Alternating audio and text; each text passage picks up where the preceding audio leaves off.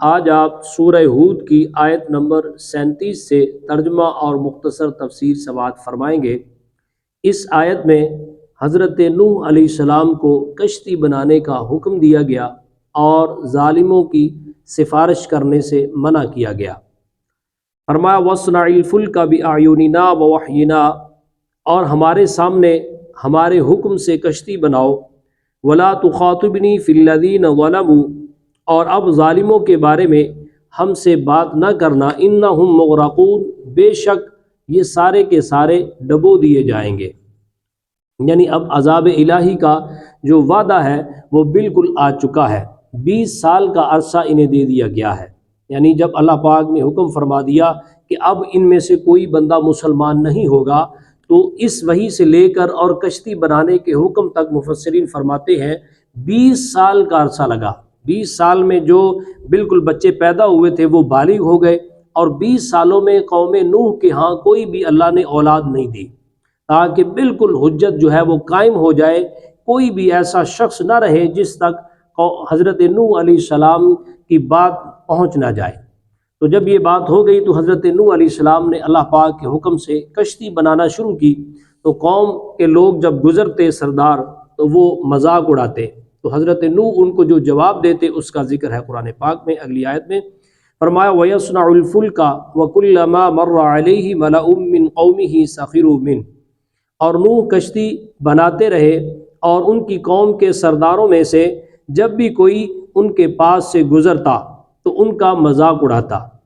مذاق اڑاتے اس لیے کہ اب اس کو دیکھو کہ یہ صحرا اور جنگل میں اتنی بڑی کشتی بنا رہا ہے، کیونکہ وہ چھوٹی سی کشتی تو نہیں تھی۔ مفسرین فرماتے ہیں کہ اس کشتی کی جو لمبائی تھی وہ 300 گز تھی، اور اس کی جو چوڑائی تھی وہ 50 گز تھی، اور اس کی جو اونچائی تھی وہ 30 گز تھی، اور 3 اس کے پورشن بنے ہوئے تھے۔ یعنی نچلے پورشن میں جب طوفان آیا تو اس میں درندے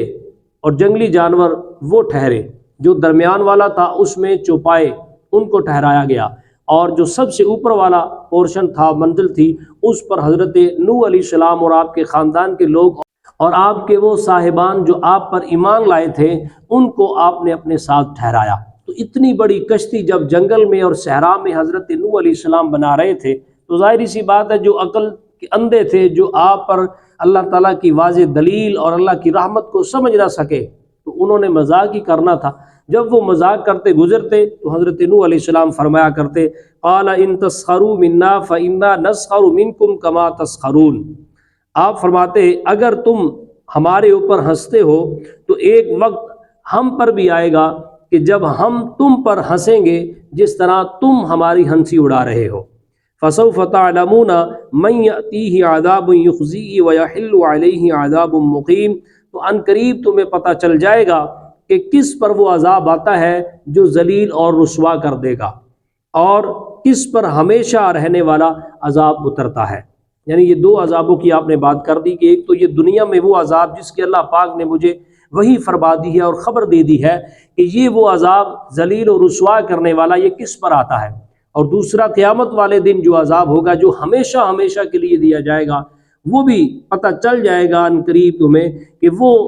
کس پر آتا ہے۔ تو آپ نے دونوں عذابوں کی بات کر دی۔ اگلی آیت میں اللہ پاک نے فرمایا کہ پھر کیا ہوا، حتیٰ اذا جاء امرنا وفار التنور، یہاں تک کہ جب ہمارا حکم آ گیا اور تنور ابلنے لگا تو ہم نے کہا قل نحمل فیہا من کل زوجین اثنین واہلک الا من سبق علیہ القول ومن آمن وما آمن معہ الا قلیل۔ تو اللہ پاک فرماتا ہے ہم نے حکم دیا ہر جنس میں سے نر اور مادہ کا ایک ایک جوڑا، اور جن پر عذاب کی بات پہلے طے ہو چکی ہے ان کے سوا اپنے گھر والوں کو اور اہل ایمان کو کشتی میں سوار کر لو، اور ان کے ساتھ تھوڑے لوگ ہی ایمان لائے تھے۔ یعنی تھوڑے لوگوں سے مراد مفسرین فرماتے ہیں کہ حضرت نوح علیہ السلام پر جن لوگوں نے ایمان لایا تھا وہ ان کی تعداد 80 تھی،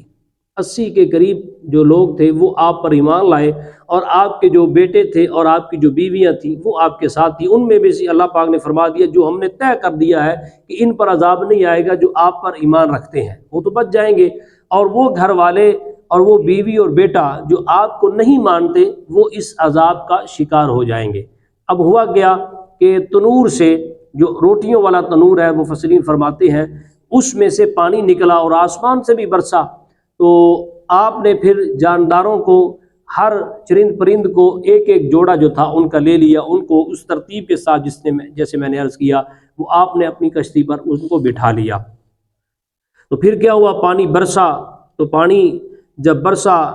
دریا بن گیا، پھر سمندر کی طرح پانی بہت زیادہ ہو گیا، تو کشتی جو ہے وہ خود بخود تیرنے لگی۔ پھر وہ کشتی کس طرح چلی اور پھر کتنے مہینے تک پانی میں رہی، اس کا ذکر آگے آئے گا۔ اللہ تعالیٰ ہم سب کو قرآن مجید کا نور نصیب فرمائے، آمین ثم آمین، والسلام علیکم ورحمۃ اللہ۔